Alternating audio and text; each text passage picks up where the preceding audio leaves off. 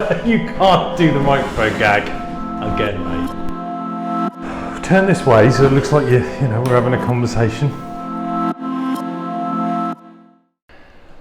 Week 3 of our vlog. Yeah.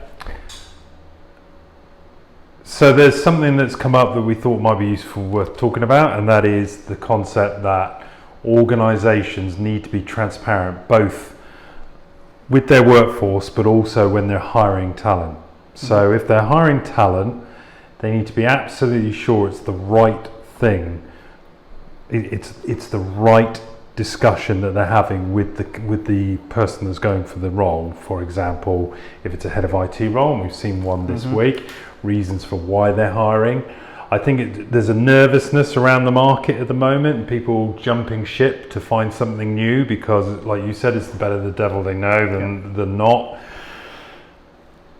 But also there is this fear that organisations are not telling the whole story when they're taking on new people. And then effectively, when the market picks up, people will hold on to that job, but as soon as the market picks up, they will be gone because they're not given the full facts of their hiring, of why the business is hiring. Organisations also need to talk about, and maybe you want to go into that as well, but organisations, sensible organisations, are thinking about retaining talent rather, to understand where they will be in 6 to 12 months' time. So there are, an individual might be in the company, might be thinking, the company might be thinking, do you know what, we'll need this person in 6 months' time because we've got X, Y, and Z coming up. So something that Google and Microsoft do is something called PEIP, which is People, Engagement, Innovation, and Performance. So they take more of a 3-dimensional view of a existing member of staff. And whilst they may not be absolutely fit for purpose at that moment in time, when we go through this kind of panic, these organisations are looking at, right, where is the person now? What will they be doing in the future? What's the skill set? How can we diversify the skill set in order to retain talent? I think there's a worry that people are going to knee-jerk react and get rid of staff just because everyone else is. So that's something companies may need to think about on the side of keeping their existing workforce. Definitely.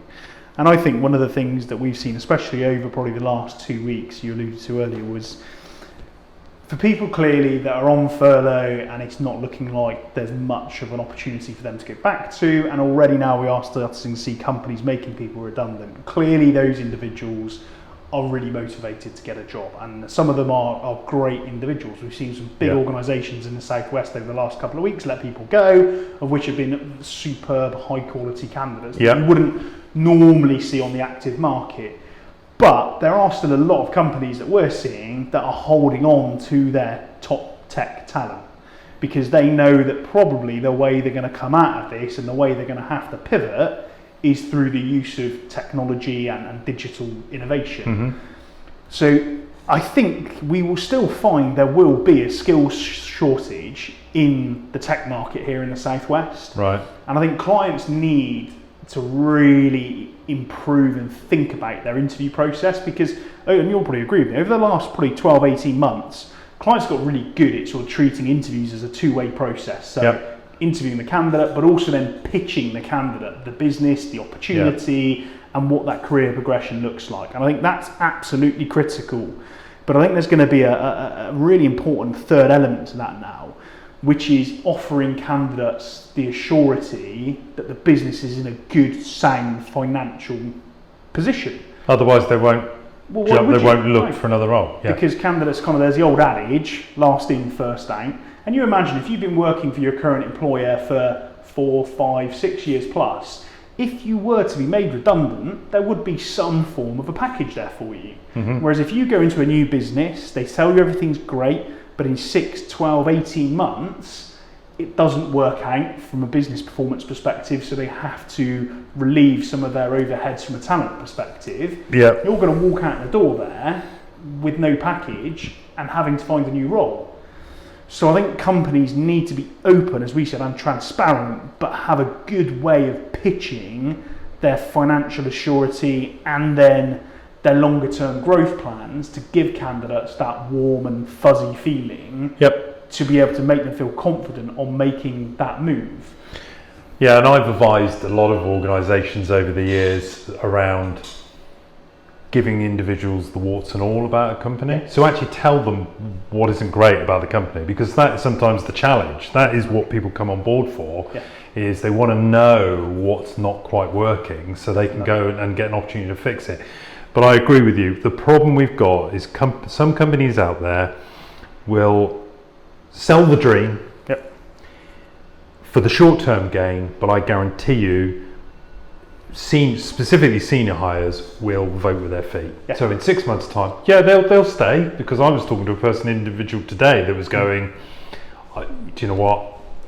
Is it the absolute winner? Is it the job of my dreams? Not really, Chad. So I know in 6 months' time that individual will be approached, and chances are they'll leave because it's not quite the role that they were told about when they went into the interview. So therefore, do not fall foul of that. You know, we can insure someone by just telling them it's the absolute dream here, because if it's not sold correctly to them, they'll leave. Yeah, definitely. And it's an expensive mistake to make. But I think the good news is, as we've said on each of these vlogs, each week it's getting busier. Each week we're seeing more job flow. As you said, we've had our first head of role, we've got our first interim project on the go. So I think there's definitely more positivity out there, but clients need to think about how they position their company. And also on the other side, organisations that should really think of excuses to keep people rather than release them. They've got to think about every single avenue, because it will come and bite them in the proverbial in 6 to 12 months' time, when there's a massive war on talent and they think to themselves, do you know what, we made a mistake there, we shouldn't have released those people, we need them now. Definitely. It's a real, it'll be an interesting time to see how companies react. Definitely.